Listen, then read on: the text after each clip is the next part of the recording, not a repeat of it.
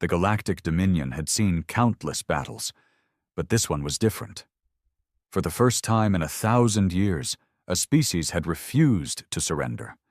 The Dominion had conquered hundreds of worlds, crushed empires, and wiped civilizations from existence with overwhelming force. Their war fleets numbered in the millions, their technology centuries ahead of most. No one resisted for long. But then came humanity. When the Dominion arrived at the edge of human space, they sent their usual ultimatum: surrender and become a vassal, or face annihilation. Most species, faced with the might of the Dominion, gave in immediately. The humans didn't. The response was strange. No desperate negotiations, no cries for mercy, just a single transmission. Acknowledged. That was it. No threats, no pleading, just acknowledgement. The Dominion's War Council laughed. Another primitive race too proud to understand their place. The invasion fleet, 50,000 strong, moved forward, expecting an easy conquest. They reached the first human colony and encountered resistance. Primitive railguns, nuclear warheads, nothing that could stop them. The colony fell in hours. The second colony took longer, days instead of hours. The humans fought harder than expected, their weapons hitting harder than they should have. By the time the Dominion reached Earth, they expected to face a desperate, broken species. Instead, Earth's defenses were ready. And then the humans sent just one ship. At first, the Dominion thought it was a mistake. A single vessel moving toward the heart of their fleet? It barely registered against their sensors, its power output laughable compared to their dreadnoughts. Admiral Zatral watched the tactical display, amused. They think one ship will save them? His officers chuckled.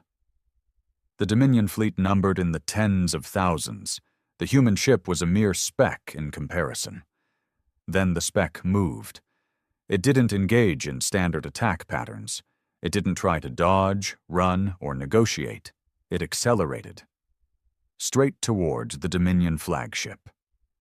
At first they thought it was a ramming attempt. Primitive, desperate.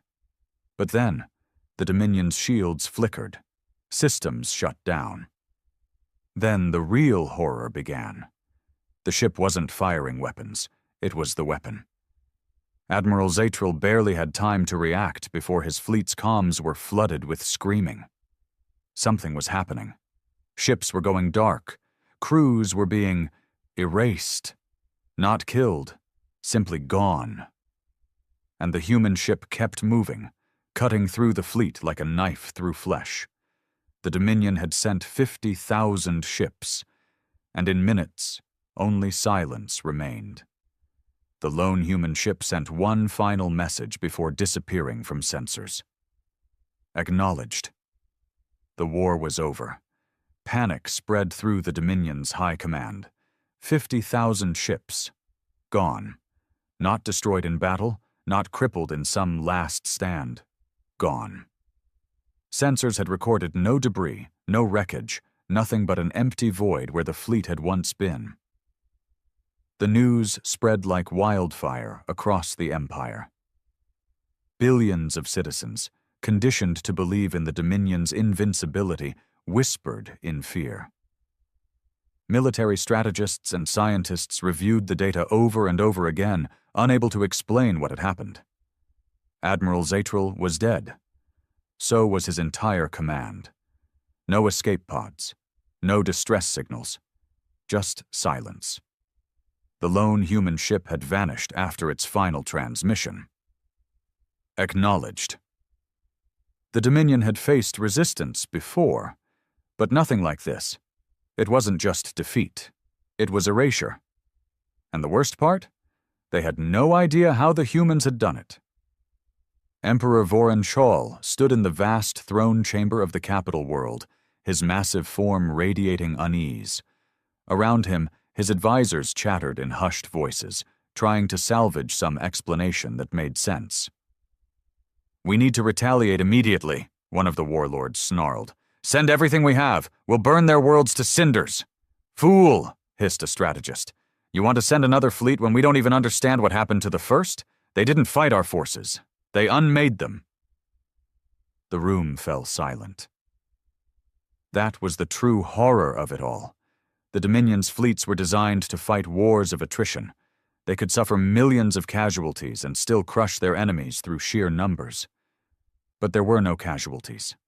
Just nothing.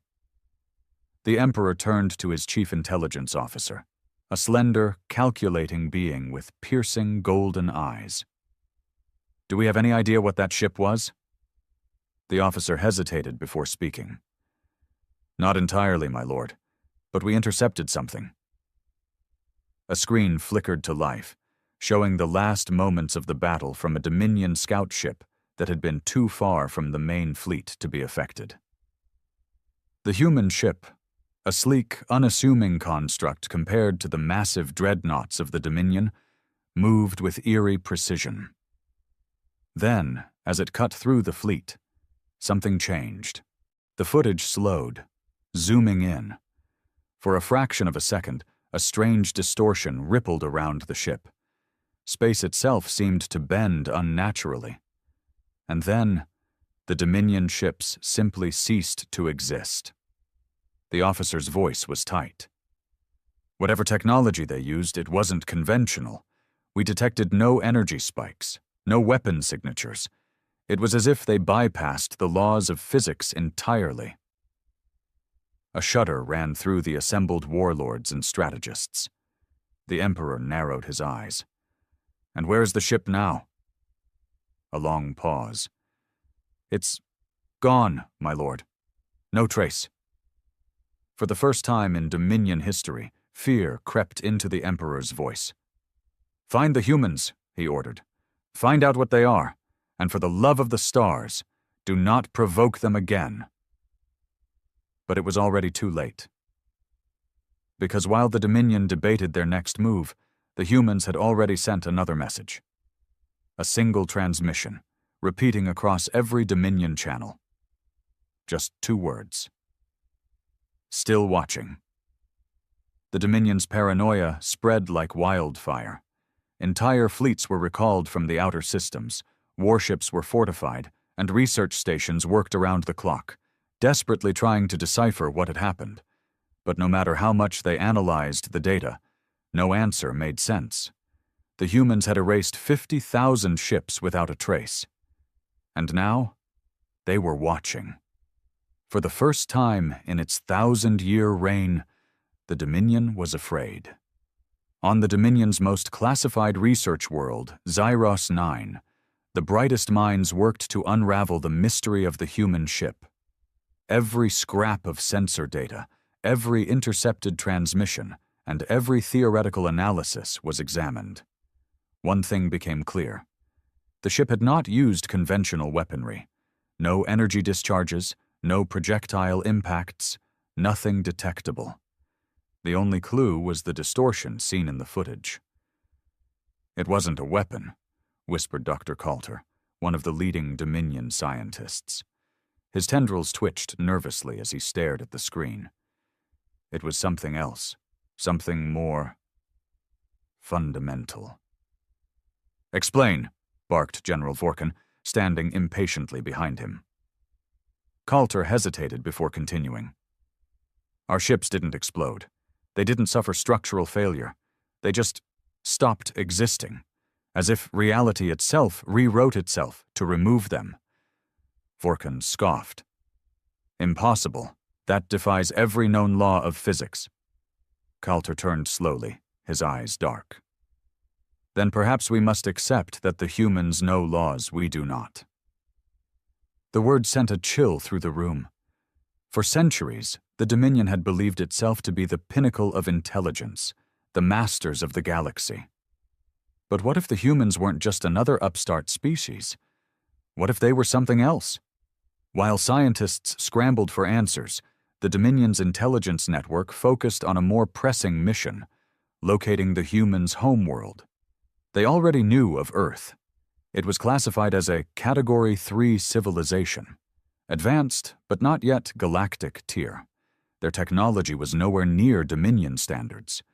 They had no known superweapons, no reality-bending ships, nothing capable of what had happened. So where had that one ship come from?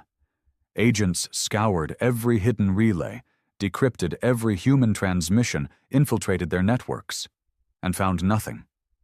No mention of an experimental warship, no evidence of unknown weapons, no signs that humanity even knew what had happened. Their news networks continued as usual. Their military forces remained in standard positions. Their civilian population lived in ignorant bliss. It was as if humanity itself had no idea what had occurred. But if they weren't responsible, then who was?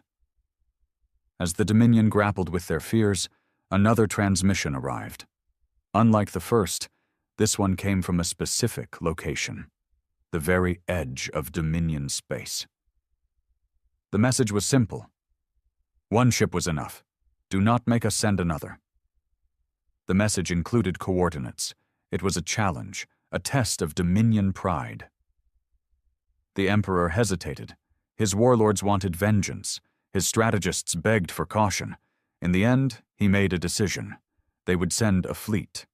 Not a massive armada this time, just 1,000 ships. A warning, a show of strength. And if the humans refused to explain their actions, the fleet would make them. The ships departed within the hour, traveling through warp space toward the given coordinates. Every soldier, every officer, every commander on board knew they were walking into the unknown. But none of them knew that they would never be seen again. The fleet arrived at the designated coordinates, a patch of empty space at the farthest edge of Dominion-controlled territory. No planets, no moons, no stations, just the abyss of the void. It was a trap, but for whom? Admiral Jareth Kryn, commanding the 1,000-ship fleet, stared at the tactical display. No enemy ships, no anomalies, nothing. And yet unease crawled up his spine. One ship was enough. Do not make us send another. The words echoed in his mind. He had dismissed them as psychological warfare. Now, as the silence stretched before him, he wasn't so sure. "Full scan," he ordered. "If the humans think we'll be scared off by empty space, they're mistaken." His officers complied. The sensors swept the void, combing through every wavelength, every anomaly. Nothing. No cloaked ships, no hidden beacons, no mines, no drones, no gravitational disturbances.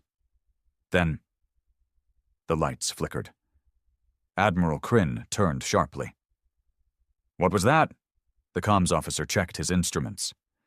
"Minor power fluctuations, sir. No cause detected." Kryn didn't like that. The Dominion's warships were built to perfection. Malfunctions didn't just happen. "Confirm all systems are stable." The officer's mandibles clicked nervously as he ran the diagnostics. Before he could answer, a second fluctuation rocked the ship.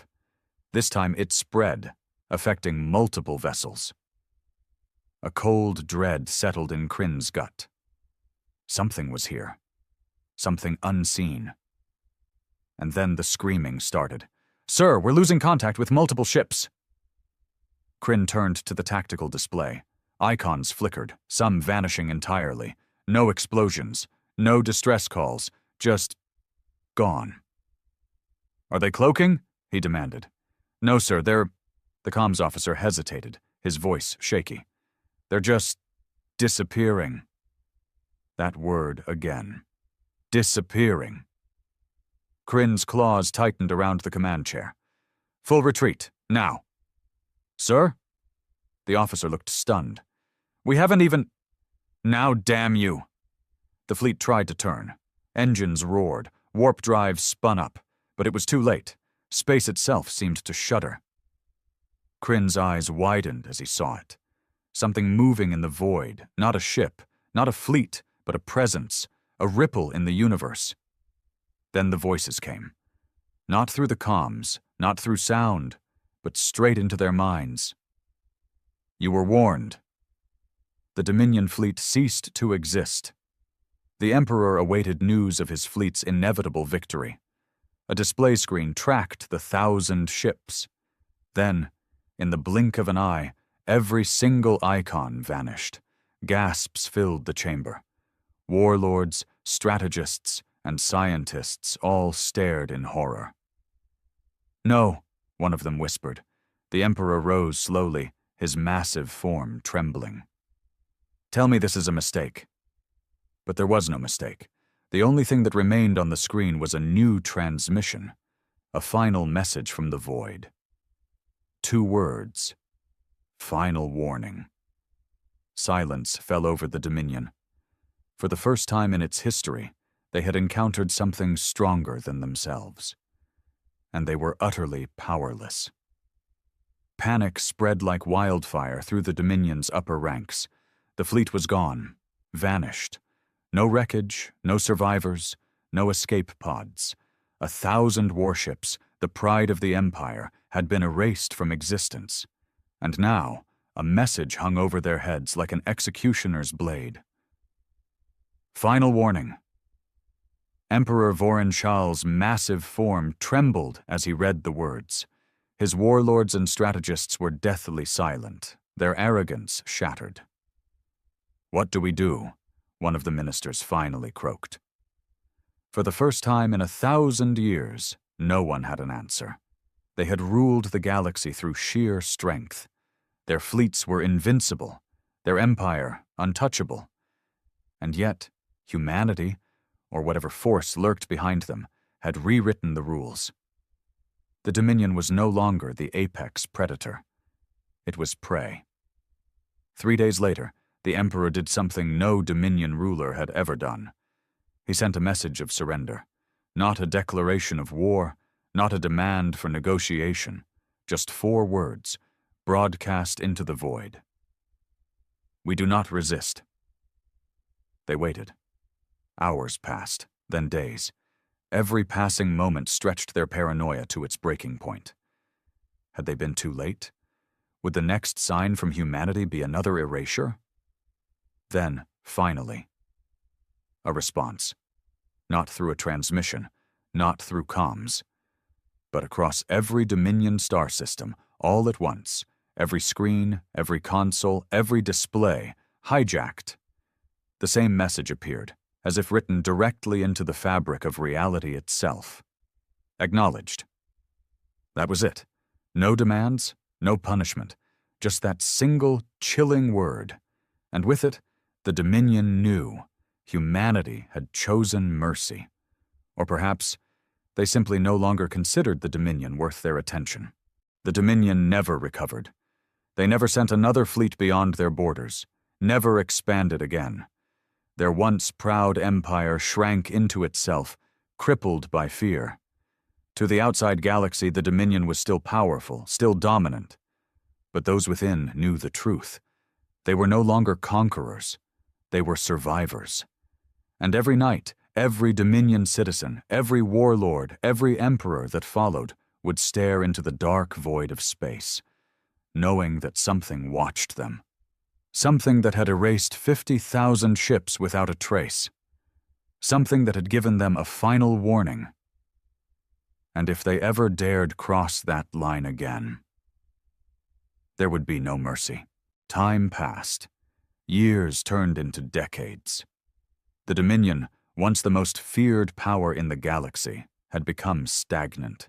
Their war fleets, once instruments of terror, now patrolled their own borders like caged beasts.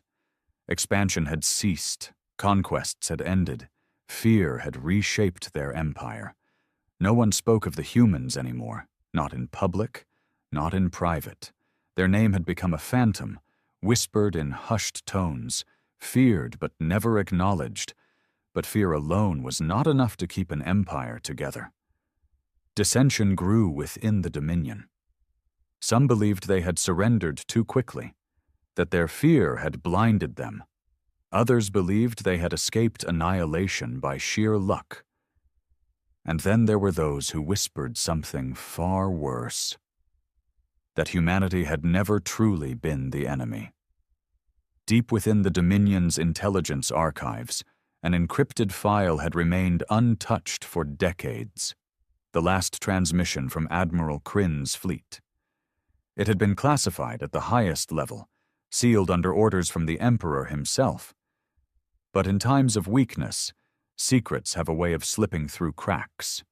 A scientist, young and ambitious, managed to access the file. She expected sensor data, battle footage, anything that could explain the disappearance. What she found instead was a message. Not from the humans, not from any known language in the galaxy. It was something else. Something older. A voice. Cold, alien, and incomprehensible, speaking in a chorus of overlapping echoes. The translation software barely made sense of it, but the meaning was clear enough. The boundary was tested. The line was crossed. The consequence was delivered. And then, one last phrase, a warning. They are not yours to challenge. The scientist barely had time to comprehend what she had read before her access was revoked. Within hours, she was taken from her home. She was never seen again. The humans had never fought them. They had never built a superweapon, never deployed some unimaginable technology, never even known what had happened. Something else had intervened. Something older than the Dominion. Older than humanity. Something that watched. And humanity, knowingly or not, was under its protection. The Dominion had not been defeated. They had been warned away. And across the galaxy, in the darkest corners of space where no empire dared expand, something stirred once more. Because the boundary had been tested. And next time, the consequence might not be mercy. The vastness of space stretched before them, a black abyss speckled with the distant glow of dying stars. It was an eerie silence, the kind that came before a storm, before the slaughter began. Thousands of ships hung in formation above Royan Prime, a testament to a fragile alliance forged not from trust, but from necessity. High Captain Zorth stood on the command deck of the Sovereign Wrath, his claws gripping the cold metal railing as he watched the tactical holoscreen. The Armada was a patchwork of species, each with their own strengths, their own designs, human warships bristling with kinetic weaponry and layered shields, Royan dreadnoughts built for overwhelming firepower, and the sleek, energy-efficient cruisers of the Talari. But against the Erebus, would it be enough? His eyes flickered to the Indomitable, humanity's most formidable warship. Even among the massed fleets, it stood apart, its armor black as the void, its silhouette hunched like some primal beast waiting to pounce. Captain Elias Grant, the man who had first warned the galaxy of the coming horror, was aboard that ship. A man who had seen the Erebus up close and lived to tell the tale. The silence did not last. A ripple passed through space. It was subtle at first, like the universe itself had inhaled sharply. Then, darkness unfolded. They had arrived. The first Erebus ships did not appear on sensors. They did not warp in. They did not emerge from the known lanes of space. They simply were. One moment, there was emptiness. The next, their grotesque forms pulsed in the void. Ships? Creatures? It was impossible to tell where biology ended and technology began. Their surfaces twisted with living metal, shifting plates forming strange, ever-changing patterns. Some of the ships pulsed with a sickly glow, their hulls adorned with the skeletal remains of those who had come before. Others looked like husks of vessels that had been assimilated, ghost ships, twisted beyond recognition. And then they moved. The lead Erebus vessel lunged forward, splitting apart like an unfolding insect, exposing a writhing mass of tendrils tipped with something that glowed an unnatural green. 100 organic lances fired forward, cutting across space like whips of liquid death. "Shields up! Fire all forward batteries!" The command came from a dozen different admirals at once. The void erupted into chaos. The humans fired first. Massive railgun rounds screamed through the dark, impacting the Erebus warforms with the force of a meteor strike. Some found purchase, breaking apart the twisting black armor in bursts of violet flame. Others simply vanished, disintegrated before they could land. The Erebus had already adapted. The Royan dreadnoughts followed suit. Plasma lances cut through the void, scorching through the strange flesh-metal hulls, causing them to convulse, as though the ships themselves were alive. And then the Erebus returned fire. The first Talari cruiser never had a chance. A beam of spiraling energy lanced through its shields like paper, and in an instant the ship was gone. Not destroyed, but absorbed, its very matter pulled into the Erebus vessel like water into a sponge. The screams of its crew echoed over the comms before cutting off abruptly. Zorth clenched his fists. This was worse than even the humans had described.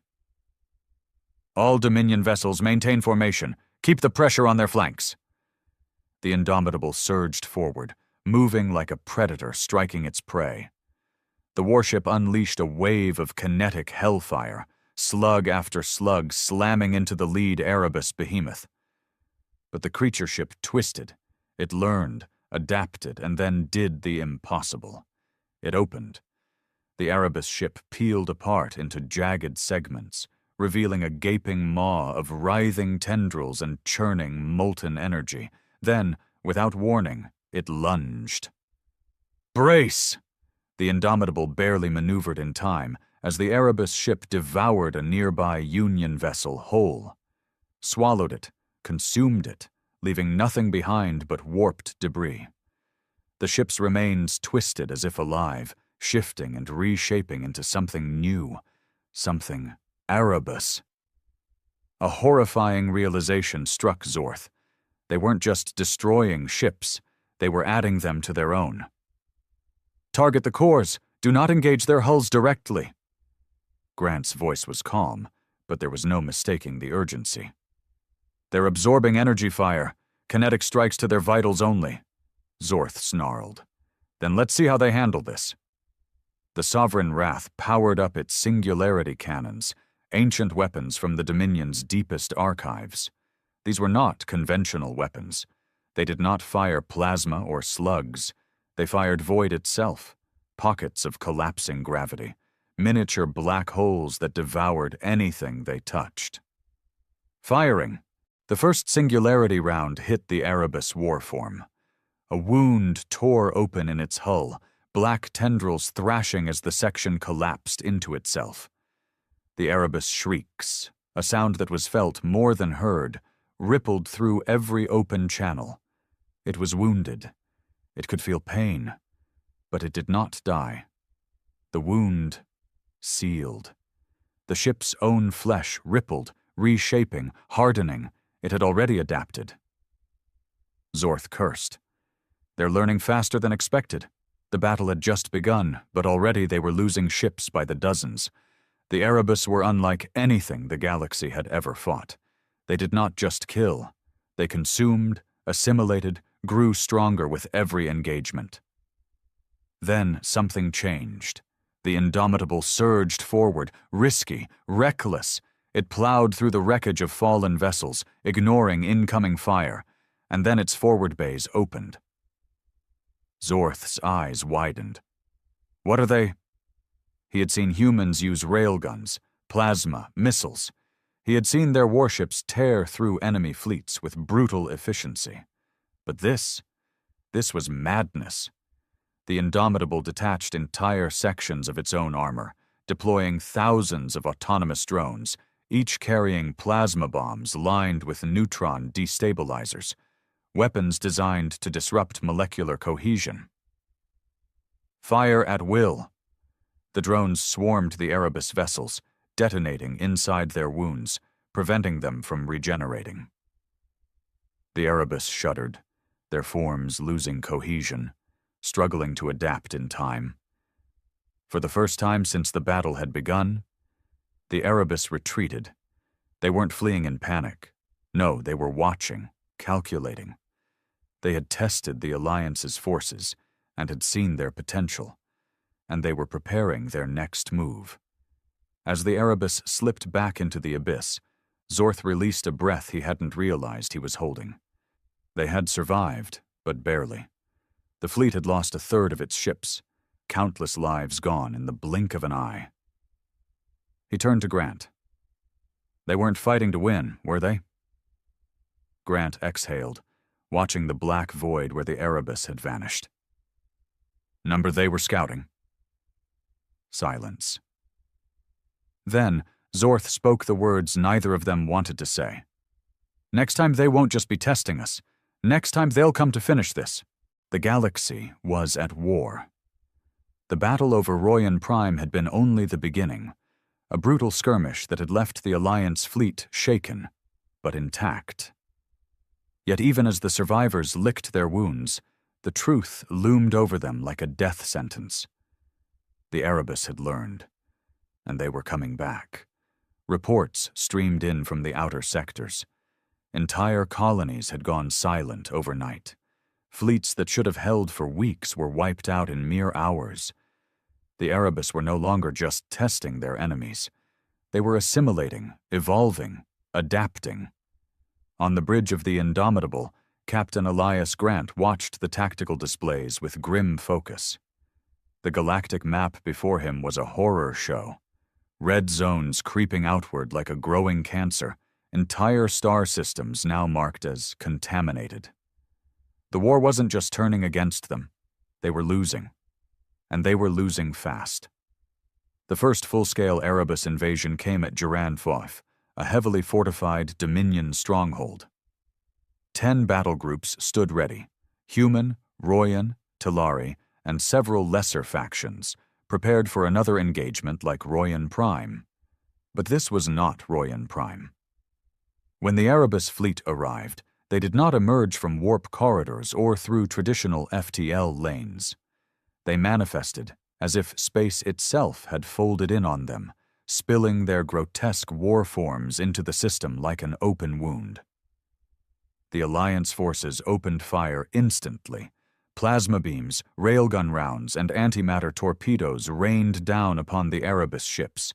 The void itself burned, and the Erebus didn't even flinch. Where before they had adapted over the course of battle, now they adapted in real time. Their ships reshaped and twisted before the very eyes of their enemies, turning hulls impervious to kinetic slugs, redirecting plasma bolts through strange, organic lattice structures. By the time the fleet adjusted their tactics, the Erebus were already upon them. The first casualties were not ships, but minds. Somewhere in the midst of the battle, the Erebus unveiled a new horror, a psychic pulse, a silent scream that echoed across every open comm channel. It wasn't a weapon of destruction. It was a weapon of corruption. Crew members clutched their heads as their thoughts were invaded by something ancient and hungry. They screamed, convulsed, and then stopped. Their eyes darkened, their bodies stiffened, and then they turned on their own crews. Ship after ship went silent, their crews overtaken by the Erebus hive mind. They didn't just lose vessels to destruction, they lost them to the enemy. The battle lasted less than 30 minutes. Duran 5 fell. The Erebus didn't conquer the planet. They didn't destroy it. They absorbed it. The very surface of the world began to shift. Black tendrils creeping across the terrain, cities twisting into grotesque alien structures, as if the planet itself had become one of them. And then it was gone. Not destroyed, not left in ruins. Gone. The Erebus took the entire world, and Duran 5 was never seen again. The news spread like wildfire. The Erebus weren't just winning, they were consuming. The alliance cracked. Worlds began defecting. Some species fled into deep space, abandoning the war entirely. Others turned on their allies, believing that humanity had provoked the Erebus into this war. Civil war erupted in sectors that should have been united against the threat, and the Erebus continued to spread. On the bridge of the Sovereign Wrath, High Captain Zorth faced the growing reality of defeat. His people, the Royan Dominion, had ruled vast sectors of space for millennia. They had faced invasions, civil wars, and galactic disasters. But this was different. This was the end. He turned to the holographic figure of Captain Grant, standing firm aboard the Indomitable. "We cannot hold. We cannot win. We must flee." Grant's expression was stone. "There's nowhere to run to. If we fall back, they'll just keep spreading." Zorth bared his teeth. "And if we stay, we die." For the first time in its history, the alliance fractured. Entire fleets abandoned their posts. Some sought to make deals with the Erebus, as if they could bargain with something that only knew hunger. Others simply vanished, taking their species and their ships into the void, hoping to escape the inevitable. The Erebus attacked Earth next, the heart of human civilization, the birthplace of the species that had first sounded the alarm. The greatest fleet ever assembled waited in high orbit, 300 capital ships, thousands of escort craft, every planetary defense platform armed and ready. And it wasn't enough. The Erebus did not attack from the void. They emerged from inside the fleet itself. Captured ships, once thought lost, suddenly powered back on. Their weapons turned inward. Entire battle groups were infected before they even knew what had happened.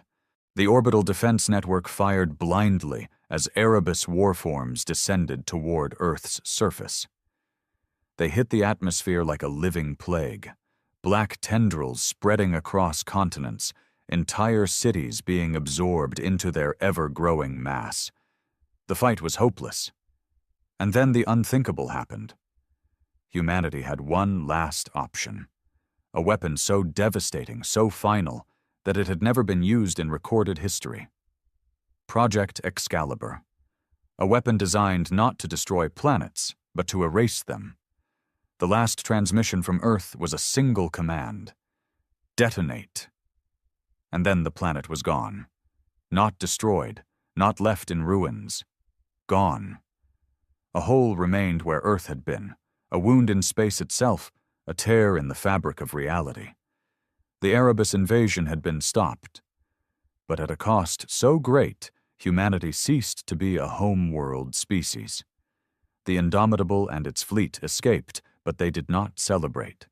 Humanity had won one battle, but they had lost everything.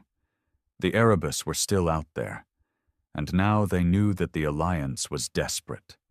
From the shadows of deep space, the remnants of the fleet prepared for the final stand. There was no victory left to hope for, no home to return to. There was only one last battle, one final mission, to make sure the Erebus never spread beyond this galaxy, even if it meant burning everything to the ground, a dying galaxy, a shattered alliance, a relentless enemy. The war was lost. And yet, the war was not over. The remnants of the once mighty alliance, what was left of humanity, the Royan Dominion, the Talari Protectorate, and a few scattered fleets of other species, had fled to the farthest reaches of space. There was no sanctuary, no safe haven, only the cold, uncharted abyss where the Erebus had not yet reached. But survival was not an option. This was not a war that could be endured. It was a war that had to be ended. Aboard the battered flagship Indomitable, the last war council convened. High Captain Zorth, scarred and weary, spoke first. "We cannot win a war of attrition. The Erebus consume, they evolve, they adapt. There is no bargaining, no stalemate. This ends one of two ways: we die or they do." Captain Elias Grant, the last surviving leader of the Terran fleet, leaned forward. "Then we stop running. We stop retreating. We take the fight to them." Silence. Zorth's golden eyes narrowed. Suicide. Grant gave a bitter smile. "Only if we fail." They had one advantage left, one final, desperate chance. The destruction of Earth had wounded the Erebus. It was the first time they had suffered a true loss. When humanity detonated Project Excalibur, it had erased a part of their hive mind, severed it as if cutting off a limb. The Erebus had reacted. They had recoiled. For the first time, they had hesitated, which meant they could be killed. If they struck at the heart of the Erebus, if they found their core intelligence, the thing that guided the swarm, there was a chance. A slim, impossible chance. "There's an old human saying," Grant murmured, "cut off the head and the body dies." It was madness. It was their only hope. The intelligence reports were fragmented, unreliable, desperate whispers from deep space probes that barely survived long enough to transmit their data. But they all pointed to one terrifying reality. The Erebus had a center, a hive core. It was not a planet, nor a star system. It was a living construct the size of a moon, pulsing with an intelligence beyond comprehension. The source. Destroy it, and the Erebus might collapse. Miss, and the last remnants of the galaxy would be devoured. The plan was simple. Find the source, penetrate its defenses, deliver the weapon. Humanity's last superweapon, the second and final Excalibur warhead, had been built in secret before Earth fell. Designed to erase existence itself, the warhead could not just destroy, but unmake. If they could detonate it at the heart of the Erebus mind, they could burn the entire swarm from the inside out. A fleet of less than 100 ships, the last of the Alliance, set course for the abyss beyond the known galaxy, to the hive's beating heart. The Erebus sensed them long before they arrived. They did not send a fleet to intercept. They did not engage in battle.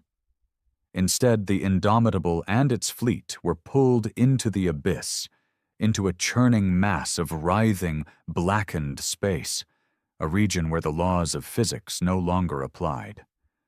The source loomed before them, a monstrous, pulsating entity, not a structure but a living thing, larger than any moon, shifting and reshaping itself with incomprehensible alien intelligence. Then the whispers began.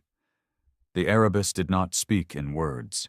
They spoke through thought, through terror, through the screams of those they had taken. The voices of the dead filled the comm channels. Familiar voices, lost crew, friends, family. They were mocking them. Captain Grant clenched his fists. "Ignore it. Full burn. We're going in." The fleet charged into the storm. The battle was unlike anything that had come before. There were no ships in the conventional sense, only masses of shifting biomass, tendrils the size of battle cruisers, entire vessels being swallowed whole by the very space around them. The Indomitable led the charge, weapons firing in all directions, cutting a path through the living nightmare. One by one, their ships fell, consumed, overtaken, turned against them. But they pushed forward, through the storm, through the madness, until the source loomed before them, its pulsing, blackened heart exposed. The Excalibur warhead had to be delivered manually. There would be no escape. Captain Grant stood before his crew, looking into the faces of those who had followed him to the end. No orders, no speeches, just a nod. Then he boarded the last strike craft, the Excalibur-class bomber, carrying the weapon that would end the war. Zorth's voice crackled over the comms. "You do this, there's no coming back." Grant smiled. Never planned to. Then he was gone, diving into the abyss. The source reacted, sensing the threat, writhing, twisting its very form to stop him.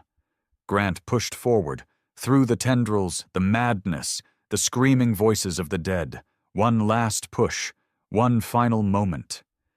He closed his eyes and whispered, "For Earth." Detonation. The universe went silent. The war was over. The Erebus screamed, a scream that rippled across the stars, a death cry that shook the fabric of space itself. And then they collapsed. Every infected world, every corrupted fleet, every Erebus construct simply ceased. They did not die. They were erased. The remnants of the fleet, barely a dozen ships, drifted in the aftermath. A galaxy saved at the cost of everything. Captain Grant was gone, but his name would never be forgotten. The war was over, but the scars would never heal. Earth was gone. Humanity was homeless. The Alliance was dead. But life continued. Among the stars, the survivors rebuilt. Humanity and its allies became nomads, wanderers, spreading across the void like the embers of a dying fire. They had won, but the galaxy would never be the same. And in the dark corners of the cosmos, beyond the edge of known space, something watched and waited. The cold void of space shimmered with the light of distant stars, casting a pale glow over the war-torn sector known as Theta 9. This was a battlefield of legends, a place where entire civilizations had fought and perished, leaving behind wreckage that drifted aimlessly in the abyss. It was here that the Zyrixian Empire, one of the most powerful forces in the known galaxy, had stationed its Grand Armada, a fleet of over 500 warships, each bristling with enough firepower to obliterate a planet. The Zyrixians were confident, arrogant even. For centuries, they had crushed resistance with swift and merciless efficiency, reducing rebellious species to dust and subjugating any who dared to oppose them. Their fleet was the epitome of power, a symbol of dominance across the stars. But then, the sensors picked up something. A single contact. An anomaly at first, then confirmed. A lone warship, moving steadily through the wreckage-strewn void. It was human. Panic rippled through the command decks of every Zyrixian battleship. "Impossible," hissed Grand Admiral Zerovax, his mandibles clicking with nervous energy. "Humanity is primitive. They cannot hope to challenge us in battle." Yet, the data was undeniable. The ship's designation flashed across the holographic displays: HSS Revenant, a human warship, a warship that, according to intelligence reports, should not exist. Zerovax's claws trembled as he observed the vessel's design. It was unlike anything in the Zyrixian archives. The hull was sleek but reinforced with an unknown alloy that absorbed long-range scans. Its energy output was astronomical, dwarfing even the largest Zyrixian dreadnought. But the most terrifying detail? It was alone. No escort, no support fleet, just a single silent behemoth drifting toward them. Across the Zyrixian command network, distress signals flared as officers began to panic. This wasn't a show of force. It was a declaration, a statement from humanity that they did not need a fleet. One warship was enough. Zerovax's second-in-command, Commander Rixthol, turned to him, his voice barely a whisper. "Sir, we must attack. We have the numbers. We must—" Before he could finish, a transmission came through. A deep, human voice resonated across every Zyrixian vessel. "To the Zyrixian Grand Armada, this is Captain Marcus Vale of the HSS Revenant." A pause. Silence filled the fleet. "You have one chance. Leave. Now." Laughter broke out on some ships. Zyrixian officers chuckled, sneering at the audacity of this lone human. Did he truly think a single warship could stand against the might of the Grand Armada? But then, the Revenant powered up its weapons, and the laughter stopped. A pulse of energy surged through the void, a gravitational wave so powerful it caused shockwaves across the fleet.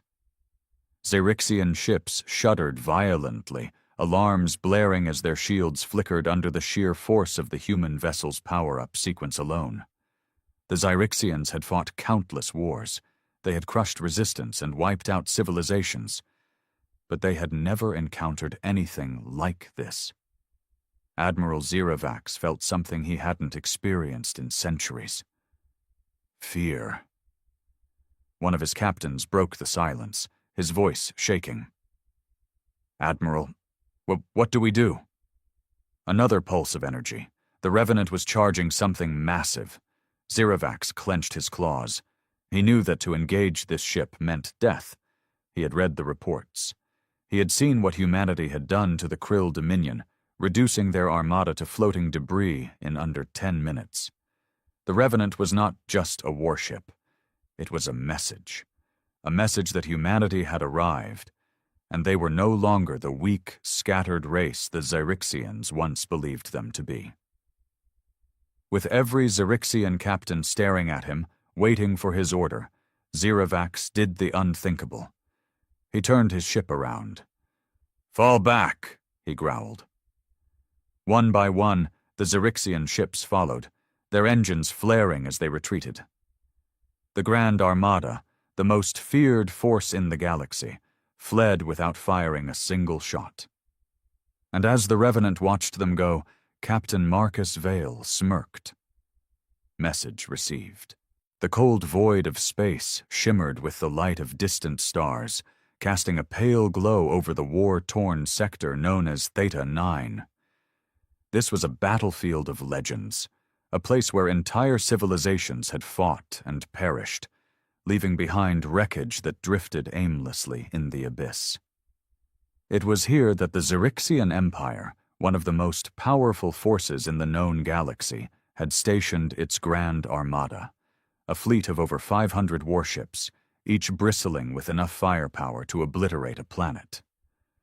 The Zyrixians were confident, arrogant even. For centuries, they had crushed resistance with swift and merciless efficiency, reducing rebellious species to dust and subjugating any who dared to oppose them. Their fleet was the epitome of power, a symbol of dominance across the stars. But then, the sensors picked up something, a single contact, an anomaly at first, then confirmed, a lone warship moving steadily through the wreckage-strewn void. It was human. Panic rippled through the command decks of every Zyrixian battleship. "Impossible!" hissed Grand Admiral Zerovax, his mandibles clicking with nervous energy. "Humanity is primitive. They cannot hope to challenge us in battle." Yet the data was undeniable. The ship's designation flashed across the holographic displays: HSS Revenant, a human warship, a warship that, according to intelligence reports, should not exist.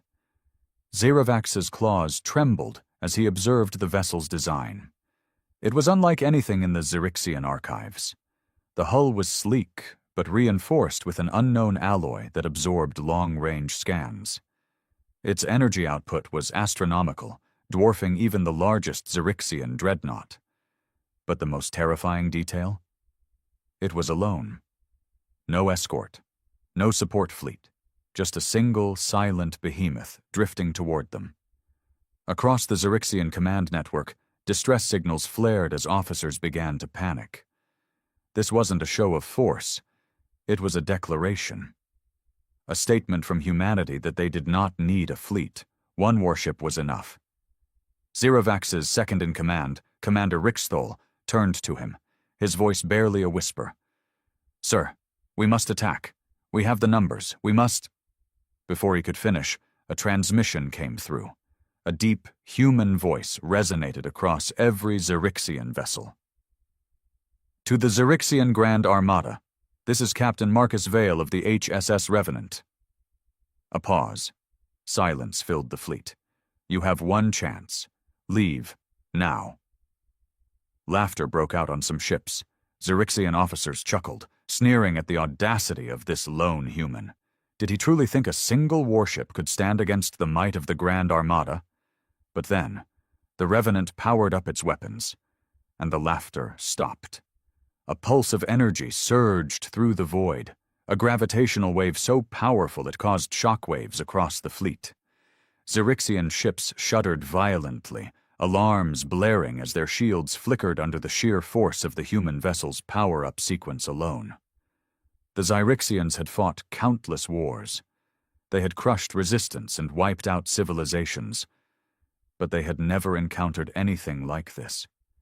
Admiral Zeravax felt something he hadn't experienced in centuries. Fear. One of his captains broke the silence, his voice shaking. "Admiral, what do we do?" Another pulse of energy. The Revenant was charging something massive. Zeravax clenched his claws. He knew that to engage this ship meant death. He had read the reports. He had seen what humanity had done to the Krill Dominion, reducing their armada to floating debris in under 10 minutes. The Revenant was not just a warship.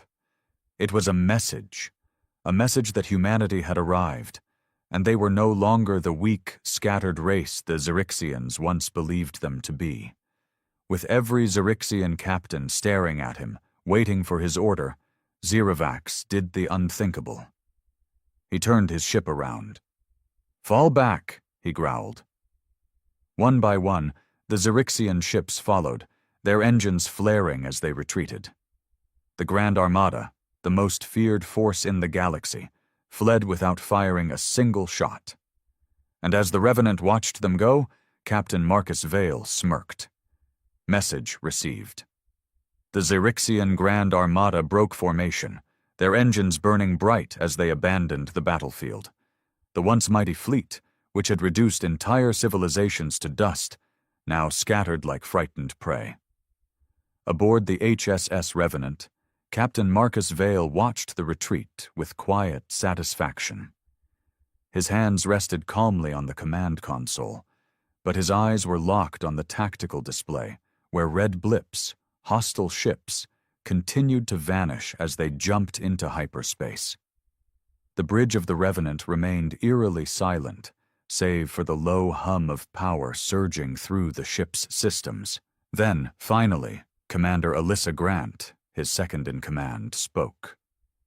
"They ran," she murmured, almost disbelieving. 500 warships, and they just ran." Marcus chuckled, leaning back in his chair. "They weren't ready. They outnumbered us 500 to 1. Numbers don't mean much when your enemy has no idea what you're capable of." That was the key, wasn't it? The Zyrixians had fought plenty of battles, but never against a fully optimized human warship. They had heard stories, whispers of humanity's advancements after the Krill Dominion massacre, where a single Terran fleet had wiped out an entire armada in less than 10 minutes. The galaxy still didn't understand what humans had become, and that ignorance, it was their greatest weapon. Marcus exhaled, the tension slowly easing from his muscles, but before he could relish their victory, an alert flashed on his console. "Incoming transmission, unknown origin." His smirk vanished. He tapped a control, and a holographic projection flickered to life in front of him. The image was grainy, distorted by the encrypted signal. But even through the interference, he recognized the alien standing before him. A Zyrixian. Not just any Zyrixian. Grand Admiral Zeravax himself. The warlord who had terrorized the Outer Rim. The same alien who had just run for his life at the sight of the Revenant. But now, Zeravax's mandibles clicked in cold fury, his yellow insectoid eyes narrowed as he studied Marcus through the transmission. "Human," the alien growled. "Enjoy your little victory while it lasts." Marcus folded his arms, his expression unreadable. "I always do." Zeravax bared his fangs. "You think you've won? You think a single warship, no matter how powerful, can hold back the Zyrixian Empire forever?" Marcus said nothing. He simply waited. "You caught us by surprise," Zeravax continued. "You had the advantage of fear, of deception, but that will not last." Marcus still didn't speak. He could see it now, the cracks in the Admiral's confidence. The Zyrixian wanted to sound threatening, but his retreat had shattered his credibility. So, Marcus decided to twist the knife. You're right, he finally said. Fear doesn't last, but neither does your rule. Zeravax's mandibles twitched. Human arrogance will be your downfall. Marcus just smiled. Maybe, but not today. He cut the transmission before the Xerixian could respond. Alyssa raised an eyebrow. That was bold. Marcus exhaled. That was necessary. Because he knew something the Xerixians didn't. This wasn't over. The Grand Armada had retreated today, but Zeravax wouldn't let this humiliation stand. He would be back. And next time, he wouldn't come unprepared. Marcus turned to his crew. Run a full system check. I want our weapons at 100%, shields fully charged and engines primed for rapid maneuvering. Alyssa's expression turned serious. You think they'll regroup? Marcus's jaw tightened. I don't think. I know. And when they did, the Revenant would be ready. The bridge of the HSS Revenant remained tense, the eerie silence lingering long after the transmission ended. The Xerixians had retreated, but Marcus Vale knew their pride would not allow this to go unanswered. They would regroup, they would adapt, and they would return in greater numbers, armed with whatever intelligence they had gathered. Captain, Alyssa called from the weapons console, her fingers dancing across the controls. All weapons at full charge, shields reinforced, engine output steady. Marcus nodded, running a hand over the armrest of his captain's chair. The Revenant was fully operational, a war machine unlike anything the galaxy had ever seen. But would it be enough? Commander, bring up all nearby star systems. We need to know where they might regroup. Alyssa nodded, and a holographic star map expanded before them. Several key locations flickered in blue, but one stood out, a strategic Xerixian supply station in the Arcturus expanse. There, Marcus pointed. That's where they'll go first. They need to refuel, rearm, and reorganize. Alyssa's brow furrowed. You're suggesting we strike first? Marcus let the idea settle. The Revenant had already instilled fear in their enemy, but fear alone wasn't enough. It had to be sustained.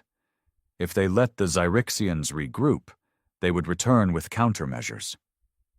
The only way to prevent that? Hit them before they could recover. We don't give them that chance, Marcus said.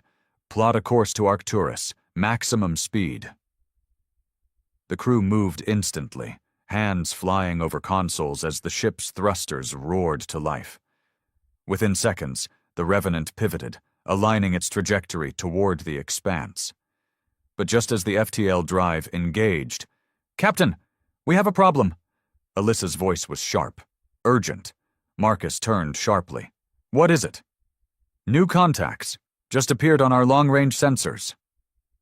Marcus's heart pounded. He stepped toward the central display, where the tactical map updated in real time. 5, 10, 20. More and more red blips emerged from the void, materializing from hyperspace like shadows tearing into reality. That's impossible, Alyssa whispered. They jumped back this fast? Marcus felt his jaw tighten.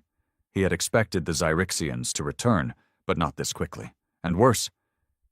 Sir, the sensor officer croaked, his voice barely above a whisper. These aren't the same ships. Marcus's blood ran cold. What? The holographic screen adjusted, zooming in on the approaching fleet. These weren't just remnants of the Xerixian Grand Armada. This was something else. Larger warships, heavier dreadnoughts, carriers that could deploy thousands of attack craft. These weren't just the survivors of the previous fleet. This was the Xerixian High Command's elite response force. They hadn't fled in fear. They had called for reinforcements, and now the Revenant was outnumbered 1,000 to 1. Alarms flared as energy signatures surged across the battlefield. Xerixian ships formed into attack formations, their plasma cannons glowing like 1,000 burning suns. For the first time in years, Marcus Vale felt the creeping tendrils of uncertainty. "They're locking weapons," Alyssa confirmed, voice grim. "They're not running this time."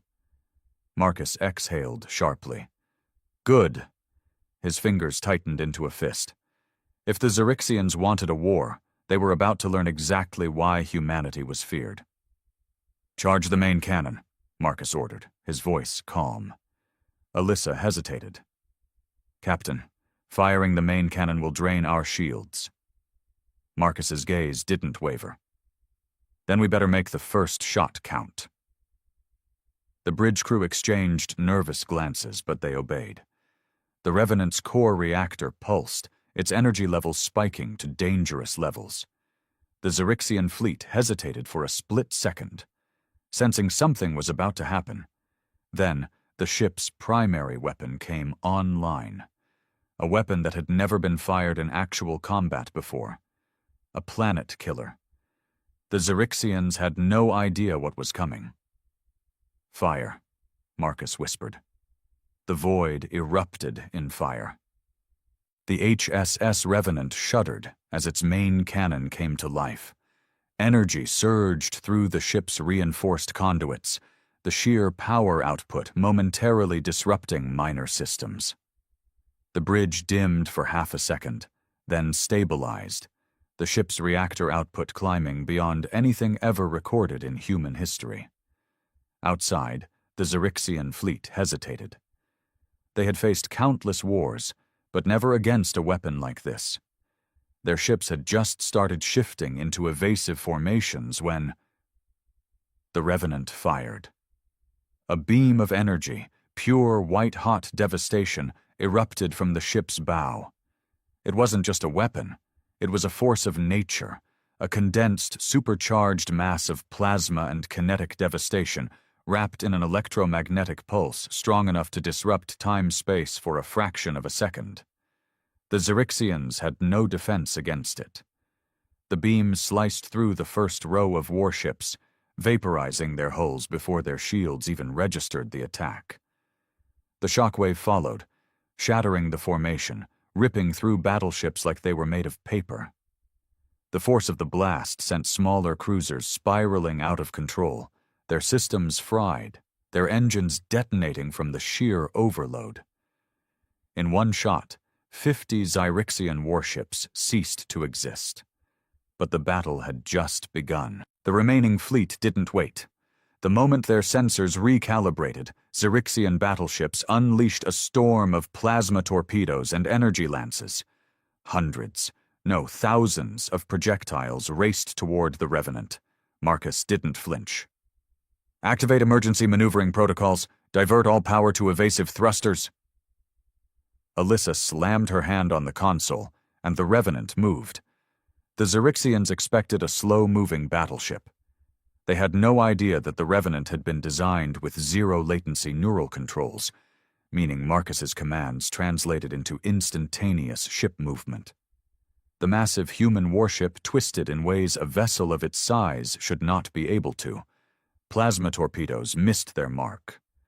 The Revenant's hull glowed as near misses singed its armor plating, but the core systems held.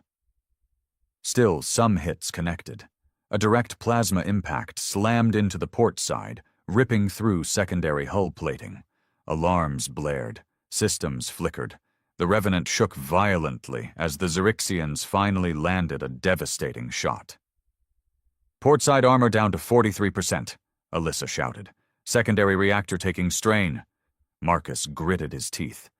They were outnumbered 1,000 to 1. They could dodge some attacks, but not all of them. And the Xerixians were adapting. They spread out, forming kill zones, surrounding the Revenant so it couldn't dodge every shot. It was a trap. They wanted Marcus to overextend, to keep dodging until he ran out of power, out of space, out of time. But Marcus wasn't playing their game. "Bring the Ragnarok cannons online." The bridge crew froze. Alyssa turned, wide-eyed. "Sir, those haven't been— Now, Commander." She hesitated, then nodded. The Revenant shifted tactics. Instead of dodging, the ship stopped. It held position in the middle of the battlefield, its engines flaring as it dared the Xerixians to keep firing. They did, and that was their mistake. The Ragnarok cannons were experimental weaponry, rotational railguns combined with quantum destabilizers. They had never been tested in actual combat before. Until now. The Xerixians saw red flares ignite along the Revenant's hull, massive cannons extended outward, each one humming with enough power to crack a planetary crust. Marcus leaned forward. "Fire all batteries." The universe screamed. Hundreds of projectiles, each one moving at 1% the speed of light, erupted from the Revenant. The Xerixian fleet had prepared for energy weapons. They were not prepared for physical destruction on this scale. The Ragnarok rounds tore through their shields like they weren't even there. Xerixian battleships crumpled on impact, their hulls sheared in half by the sheer kinetic force. The devastation spread like wildfire, chain reactions igniting across the fleet as ships exploded in synchronized destruction. It was not a battle. It was a massacre. Within minutes, half the Xerixian fleet was gone. On board the Xerixian flagship, Grand Admiral Zerovax watched in horror. His forces were being erased. It was impossible. It was wrong. Humanity was supposed to be weak. They were supposed to be primitives, a species of flesh and bone, not conquerors of the void. And yet, here they were, an entire Xerixian armada, crumbling before a single human warship. Zerovax clenched his claws. "All ships, form up on my command! We end this now!" His fleet reformed, breaking their fear-driven chaos. The survivors regrouped, charging forward as one. If they were going to die, they would die fighting.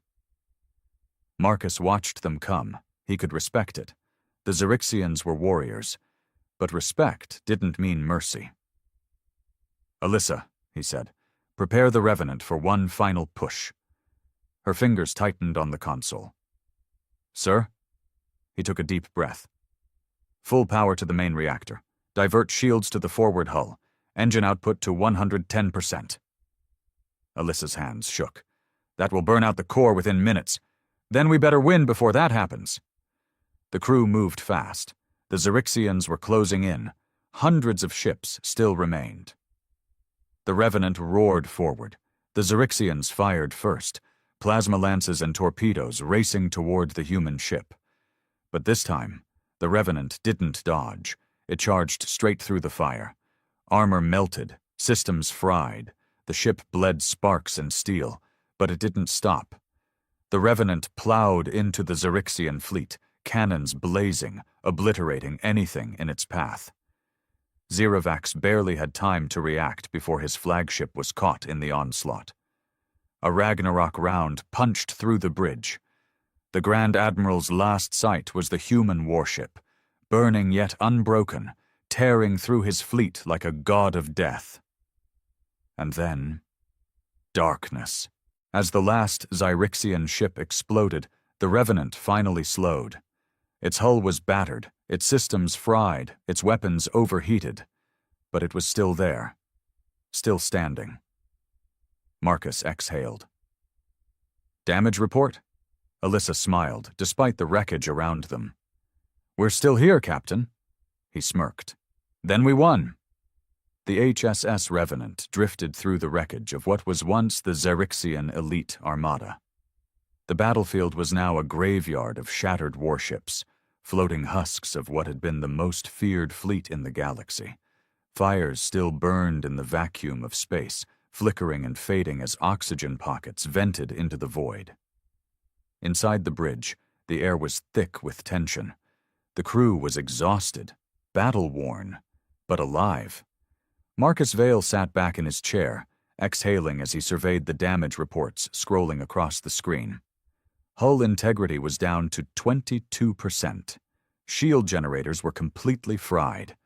Half the secondary systems were running on emergency power. But the Revenant was still standing. And the Xerixians? They weren't. Alyssa turned to him, a smirk playing at her lips despite the chaos. I can't believe we actually pulled that off. Marcus chuckled. Neither can they. The battle was over. The most powerful fleet the Xerixians had ever assembled was now reduced to debris, their Grand Admiral eliminated. This wasn't just a loss. It was annihilation. And yet, Marcus knew better than to celebrate. Something felt off. The battle should have been broadcast across the galaxy by now. The moment the Revenant turned the tide, there should have been Xerixian distress signals, emergency transmissions, last-minute calls for reinforcements. But there was nothing. Just silence. Alyssa noticed it too. "Sir, why hasn't the Xerixian High Command responded yet?" Marcus's gut twisted. They should have sent another fleet by now. That was Xerixian doctrine. Their empire had redundancy protocols. If an armada fell, another one would arrive within minutes. A counterattack should have already been underway. Instead, there was nothing. No movement, no reinforcements, no retaliation. Marcus stood from his chair. Something wasn't right. "Run a deep scan," he ordered. "I want to know if there's anything else in this system." Alyssa's fingers flew across the console. The Revenant's long-range sensors scanned the wreckage, searching for anomalies. At first, nothing appeared. Just dead ships, broken weapons, drifting bodies. But then, wait. Alyssa froze, her face drained of color. Marcus's pulse quickened. "What is it?" She turned to him, her voice barely above a whisper. "Sir, I'm detecting energy readings coming from the wreckage." Marcus's eyes narrowed. "Survivors?" Alyssa swallowed. "No." She expanded the scan. The wreckage shifted. At first it looked like nothing more than floating debris, pieces of destroyed Xerixian warships. But as the sensors adjusted, the truth became horrifyingly clear. It wasn't debris. It was something else, something alive. Marcus's breath caught as he saw it. Hundreds of metallic structures hidden beneath the wreckage, now activating. They had been waiting. "Oh my God," Alyssa whispered. "They set a trap." The wreckage came to life. It started as a low hum, a frequency pulse that vibrated through the Revenant's systems. At first it was barely noticeable. Then it became louder, stronger. A distortion field rippled through space, and suddenly, the battlefield changed. The broken ships, the floating debris, it wasn't real. It had all been an illusion. In its place stood an entirely new fleet, not Xerixian, something else. The ships were black as the void, sleek and unnatural, their surfaces shifting like liquid metal. They had no visible weapons, no obvious power sources, yet their presence alone made the air feel heavy. The crew stared in stunned silence. Alyssa's voice was barely audible. "Sir, what are those?" Marcus didn't know, but one thing was certain. This was never just a battle against the Xerixians. The real war was just beginning. A sudden transmission interrupted the stunned silence. The holographic projector flickered to life. But this time, it wasn't Xerixian. The image was distorted, shifting between different frequencies, like it couldn't decide on a single form. It flickered, pulsed, then spoke. Humanity. The voice wasn't one voice. It was thousands of voices speaking at once. Male, female, mechanical, organic, blending together in a way that sent a cold chill down Marcus's spine. "We have been watching you." The entire bridge crew froze. Marcus stepped forward, his fists clenching. "Who are you?" The entity paused. Then, the voice shifted. This time, it sounded exactly like Marcus himself. "We are the end." Marcus felt his heart pound. "If you're looking for a fight, you found one." The entity laughed, not in amusement, but in certainty. "No, human. You have already lost." Then, without warning, the Revenant's systems shut down. Every light, every screen, every function went dark. Marcus's breath caught. He turned to Alyssa. But she wasn't moving. None of them were. The entire crew was frozen in place, except for Marcus. He could still move, still breathe, still think. But outside the Revenant, the enemy was closing in. The real war was about to begin. A distorted voice filled the dead air, echoing in Marcus's mind. "You are alone." He flinched. It wasn't coming from the comms. It was inside his head. "Your kind fights like insects, desperate, clinging to survival. It is amusing."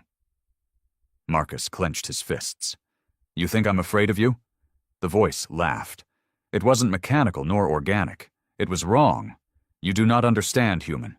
We are not here to fight you. We are here to erase you." Marcus's breath slowed. Erase, not conquer, not enslave. Erase. The Black Fleet wasn't just another galactic enemy. They were something else entirely. "You speak as if you've already won," Marcus growled. "We have." A pulse shook the Revenant. The air around Marcus felt thick, like gravity had suddenly increased. His vision blurred, his mind fogging, his muscles stiffening. He was losing control. But then, a spark. Somewhere deep in the core of the Revenant, something fought back. A shudder ran through the ship, barely perceptible. The enemy might have shut it down, but not completely. Something was still alive. Marcus forced his body to move, staggering toward the command console. His limbs felt like lead, his mind screaming at him to give in, to let go, to accept the inevitable. But humanity didn't accept. Humanity fought. He slammed his fist into the emergency override panel, forcing out a single command. "Reboot." For a second, nothing happened. Then, a spark, then another, and suddenly, the Revenant roared back to life. The ship's engines flared, emergency power surging through its circuits. The bridge lights flickered, and suddenly, Marcus heard a gasp. Alyssa. She moved. Then the others. The crew snapped back to life, confused, gasping, struggling to regain control. "Systems coming back online," an officer shouted. "Weapons still offline, but shields at 40%. Engines at 60%. Marcus grinned. They weren't